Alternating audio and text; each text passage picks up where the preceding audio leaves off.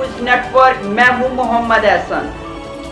साहिवाल से divisional bureau chief Sahiwal Malik Imran Sahgala की report के मुताबिक inspector general of police Punjab doctor Usman Anwar के अहकामात की रोशनी में ज़िला साहिवाल में मीसाक सेंटर का इफ्तिताह कर दिया गया। मीसाक सेंटर का इफ्तिताह आरपीओ साहिवाल महबूब रशीद और डीपीओ साहिवाल फैसल शहजाद ने किया।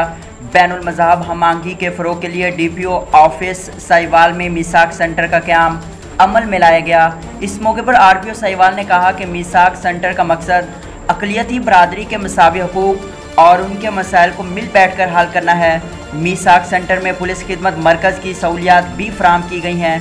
मीसाक सेंटर में क्रिश्चियन कम्युनिटी से ताल्लुक़ रखने वाले पुलिस एहलकारों और लेडीज़ को तैनात किया गया है। अक़लियतों का तहफ़्फ़ुज़ पंजाब पुलिस की अव्वलीन तरजीहात में शामिल है।